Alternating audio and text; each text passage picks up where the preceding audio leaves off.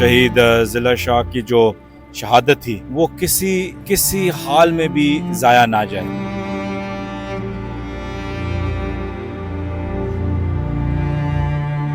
اور آپ اگر شہباز گل سے لے کے اعظم سواتی تک، آپ ارشد شریف، جمیل فاروقی، عمران ریاض اور پھر خان صاحب کو گولیاں جو لگیں، اور پھر آج آ کے جو پرسوں جو ہوا ہے ضلع شاہ شہید کے ساتھ، آپ دیکھتے ہیں کہ یہ ایک چین آف ایونٹس ہیں، ایک پلاننگ ہے. پالیٹکس میں ایک ہی چیز ضروری ہوتی ہے، وہ ہے ٹائمنگ. صحیح چیز غلط ٹائمنگ پہ کریں تو وہ کوئی آپ کو وہ آپ کے فائدے میں ثابت نہیں ہوتی. آپ کبھی غلط چیز بھی صحیح ٹائمنگ پہ کرتے ہیں، وہ آپ کے لیے بینیفیشل ہو سکتی. تو پالیٹکس میں ہر چیز ٹائمنگ ہے. پی ڈی ایم کی تو کوئی حیثیت نہیں ہے. سب کو پتہ ہے کہ ملک ابھی کیسے چل رہا ہے. سب کو پتہ ہے کہ پولیس کے ہاتھ میں کچھ نہیں ہے. سب کو پتہ ہے اس بے بس ابن زیاد چیف منسٹر کے ہاتھ میں کچھ نہیں ہے. جس کے ہاتھ میں وہ بھی سب کو پتہ ہے. تو اس لیے ہم سب، میں کہتا ہوں، ہاتھ جوڑ کے اسی اسٹیبلشمنٹ سے کہہ رہے ہیں کہ پاکستان کا سوچیں کہ باقی چیزیں 2-3 سالوں میں ختم ہو جاتی ہیں. سبسکرائب کریں اور بیل دبائیں تاکہ کوئی خبر رہ نہ جائے.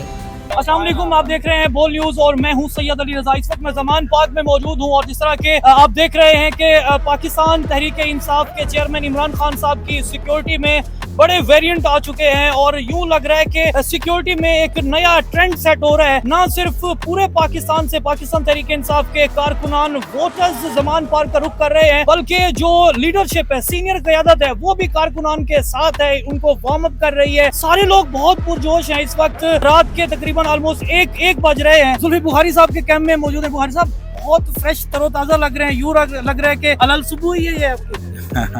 نہیں، صبح سے میٹنگز چل رہی تھیں. پھر آج ہم سب جو ورکرز ہیں، ہم نے ڈیسائیڈ کیا کہ جتنے زیادہ باقی workers, junior leadership, senior leadership آ سکے لاہور پہنچ جائے تو بہتر ہوگا.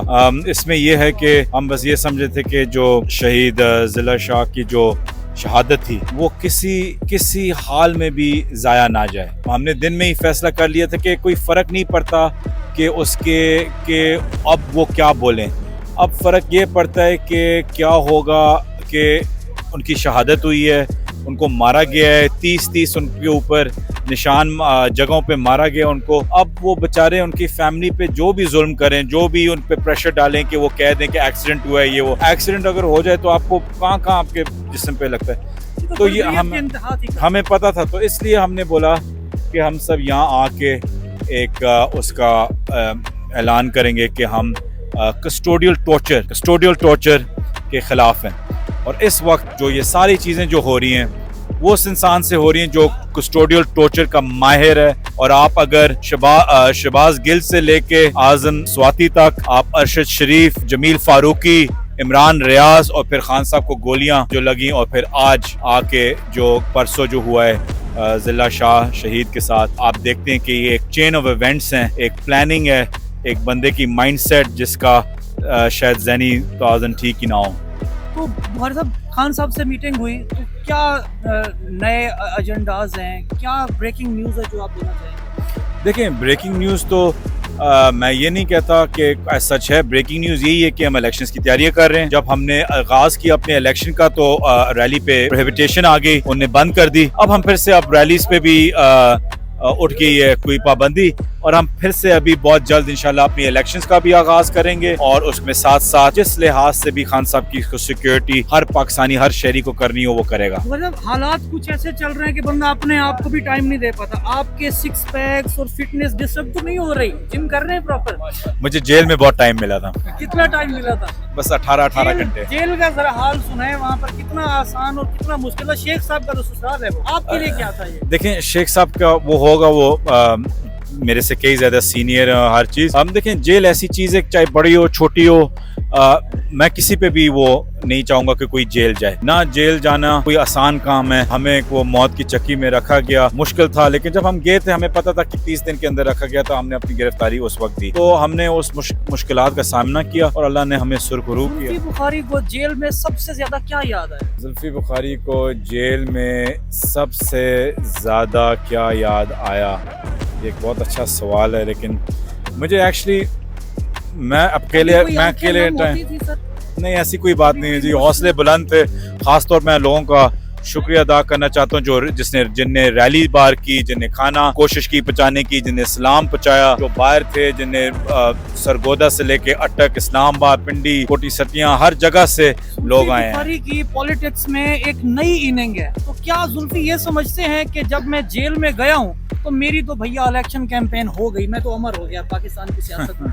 नहीं, अगर ऐसी बात नहीं है, लेकिन ये है कि बात ये है कि आप स्टांस किस वक्त लेते हैं और कब लेते हैं। पॉलिटिक्स में एक ही चीज जरूरी होती है, वो है टाइमिंग। आप सही चीज गलत टाइमिंग पे करें तो वो कोई आपको वो आपके फायदे में साबित नहीं होती। आप कभी गलत चीज भी सही टाइमिंग पे कर दें, वो आपके लिए बेनिफिशियल हो सकती है। तो पॉलिटिक्स में हर चीज टाइमिंग है, लेकिन बात ये नहीं है। बात ये है कि आपको एक्चुअली जो खान साहब का जो विजन है, जो खान साहब के जो ऑर्डर्स हैं, आपको उसके ऊपर चलना होगा। इस पॉलिटिकल टेम्परेचर में हु इज इलेक्शन हैंडलर? नहीं, देखें, इस वक्त तो हैंडलर्स अगर आपको पता है कि कौन है पूरे मुल्क का हैंडलर्स, अभी हुकूमत कौन चला रहा है? पीडीएम की तो कोई औकात नहीं है, पीडीएम की तो कोई हैसियत नहीं है। सबको पता है कि मुल्क अभी कैसे चल रहा है, सबको पता है कि पुलिस के हाथ में कुछ नहीं है, सबको पता है इस बेबस इब्न ज़ियाद चीफ मिनिस्टर के हाथ में कुछ नहीं है, सबको पता है। तो जिसके हाथ में है वो भी सबको पता है। तो इसलिए हम सब, मैं कहता हूँ, हाथ जोड़ के उन्हीं उसी एस्टेब्लिशमेंट से कह रहे हैं कि पाकिस्तान का सोचें। ये बाकी चीजें 2-3 सालों में खत्म हो जाती हैं। ये सीएम की सीएमशिप 1-2 महीने में खत्म हो जाएंगी, बाकी पोजीशंस 2 साल ज्यादा हो जाएंगी, 3 साल। पाकिस्तान इधरी है, पाकिस्तान की अवाम इधरी है, पाकिस्तान को पहले आगे रखें। पाकिस्तान जिस जगह पे जा रहा है उससे जो मर्जी आ जाए उसके बाद शायद ना निकाल सके। तो पाकिस्तान फर्स्ट ऑलवेज। तो प्लीज इस पे जरा फोकस करें, बाकी अपनी पर्सनल लाइक्स और डिसलाइक्स को साइड पे रखें। बहुत पुरजोश दिखाई दे रही हैं।